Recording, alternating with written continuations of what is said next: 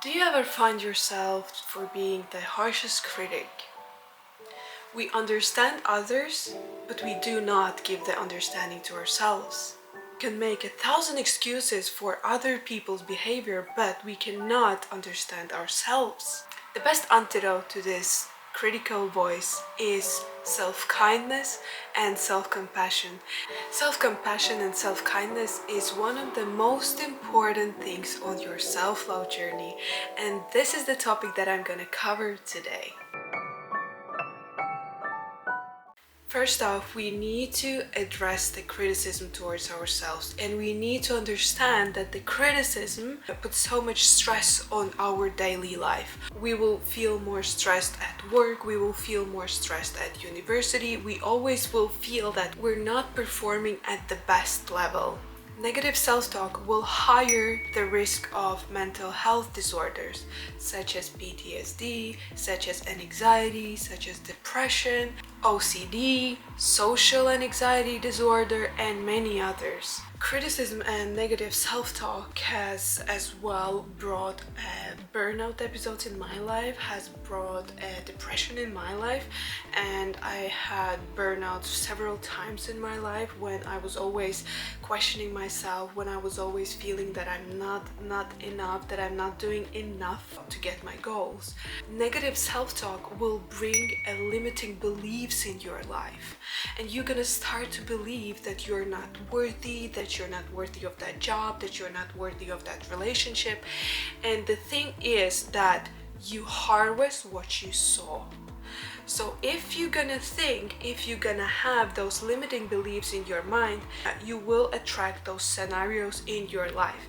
Main task to our brain is to prove that we are right. If we will have a limiting belief that we're losers, then we will attract the things in our life which will prove that we are losers. So that's why it is so crucial, it's so important, the things that we have in our mind, how we talk to ourselves. Criticism and negative self-talk will plant perfectionism in your mind. Perfectionism will make you outperform all the time. Perfectionism is so damaging for us. We're always searching for something better, we're always searching for something higher, and we're never okay with where we are and who we are. And the next thing about negative self-talk and criticism towards yourself is that your relationship will be affected. The way how you treat yourself is the way how you treat others. If you're gonna be critical about yourself, you will be critical towards other people as well. The things what your partner will do for you won't be enough. The things what your friends do for you won't be enough. This perfectionism, this greediness will be in your relationship as well. Self-compassion means being kind and understanding towards ourselves when we suffer, when we fail, when we feel inadequate, rather than ignoring our pain or punishing ourselves with self-criticism. So that's why it's super important to give yourself compassion and kindness to yourself and to your being. We will start to cultivate this, and later in the video I will give you my tips how you can start to implement self-compassion in your daily life. And within self-compassion, Kristin Neff is the pioneering research and teacher of self-compassion, and she's as well co-founder of the Center for Mindful Self-Compassion. She made a self-compassion scale that helps assess how individuals treat themselves when they make mistakes or face challenges. And this scale is made of 3 components that self-compassion is made of. So first off is self-kindness, and this is about the ability to be gentle to yourself in place of having this critical voice in the moments when something went wrong. Next component is common humanity. Common humanity talks about your ability to see that everyone is just a human being, everyone faces difficulties, and understanding that you're not alone in your struggles. And the third component is mindfulness, and that is being aware of your thoughts and emotions without getting overwhelmed by them. In the next few minutes, I want to share with you one studies that I found, and the name of the studies is The Role of Self-Compassion in Development, a Healthier Way to Relate to Oneself. And in this research was shown that higher levels of self-compassion are linked to increased feelings of happiness, optimism, curiosity, and connectedness, as well as decreased anxiety, depression, rumination, and fear of failure. While often people express the worry that if they are too self-compassionate, they will undermine their motivation or become self-indulgent, this does not appear to be the case. Self-compassion involves the desire for the self's health and well-being and is associated with greater personal initiative to make needed changes in one's life. Because self-compassionate individuals do not berate themselves when they fail. They are more able to admit mistakes, modify unproductive behaviors, and take on new challenges. In a study of self-compassion in classroom settings, for instance, we found that self-compassion was positively associated with mastery goals for learning and negatively associated with performance goals. Self-compassion individuals are motivated to learn and grow, but for their own sake, not because of the social approval. Now I want to share my own experience about the self-compassion.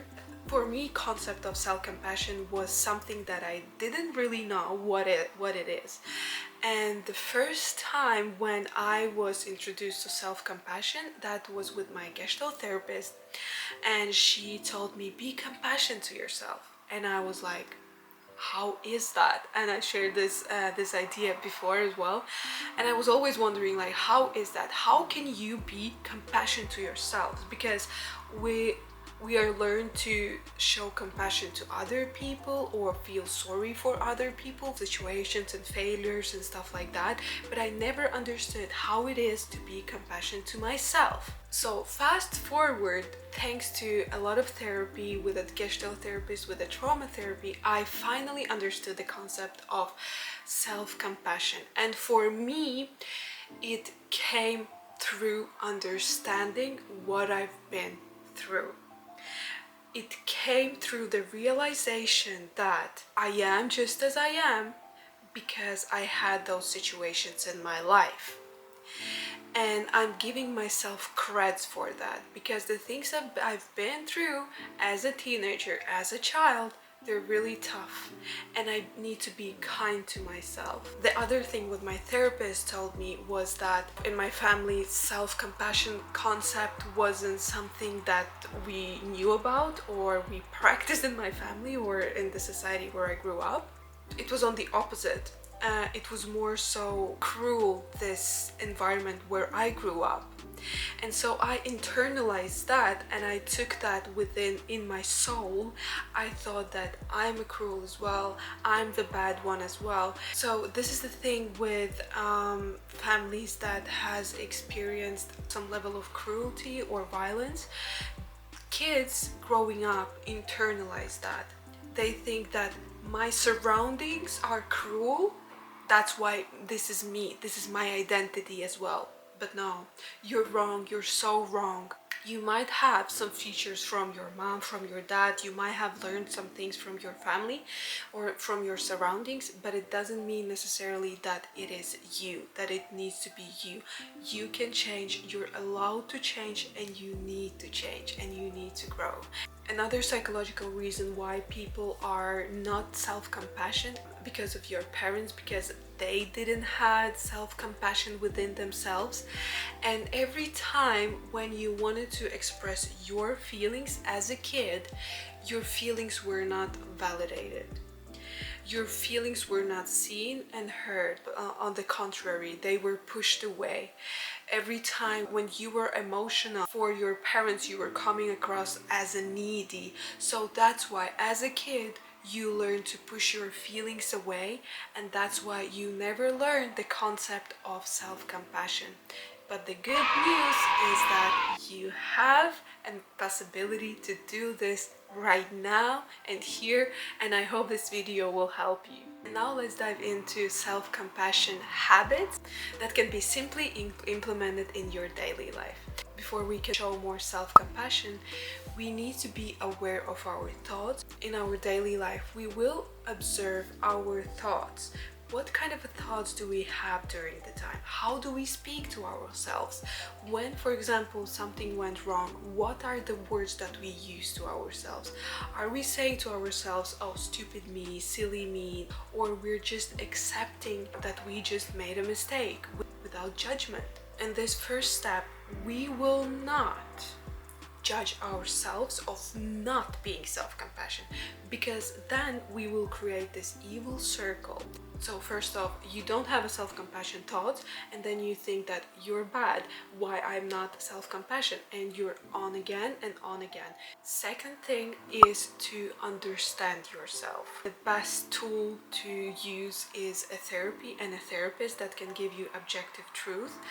But with understanding yourself, I mean to dive deeper into yourself, to see what you've been through your whole life. You can as well ask yourself, was my family self-compassion? Were my parents validating my feelings when I was a kid?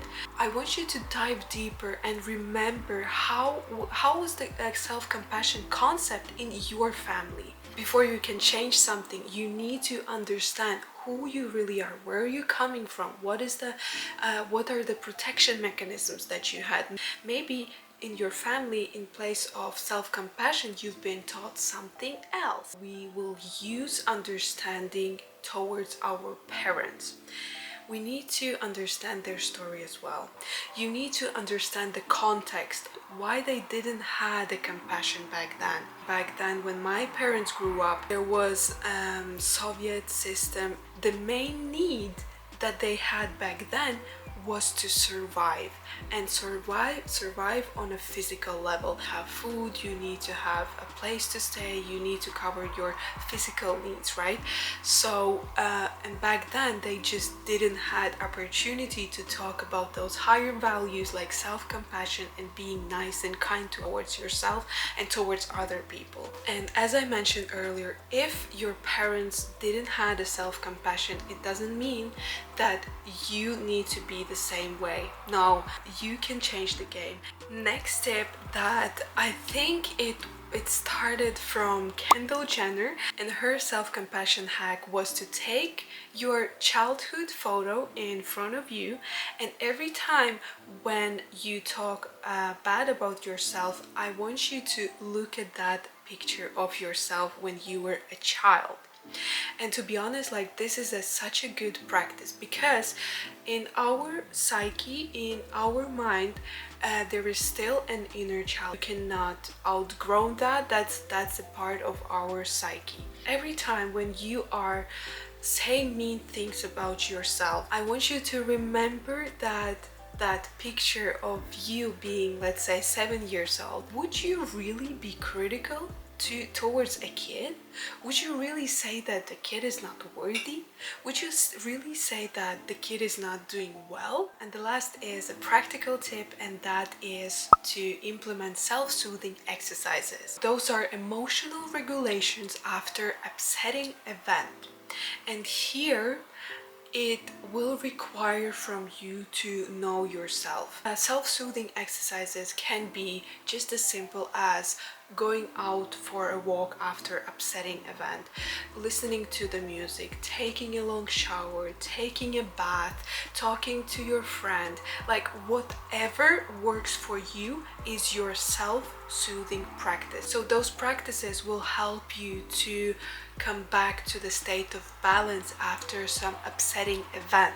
Upsetting things and negative things is just normal, because we live in society, we're connected with other people. That is just life. But the thing, what you do about that, how do you react, or do you even react to the negative things in your life?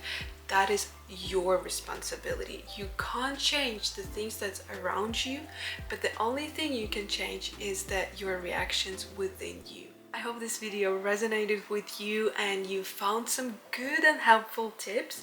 I'm intending to grow on YouTube platforms, so I would really appreciate if you would subscribe, hit the like button, and comment down below. And I wish you all the best and sending you lots of compassion, lots of love, and I'll see you on the next one. Bye!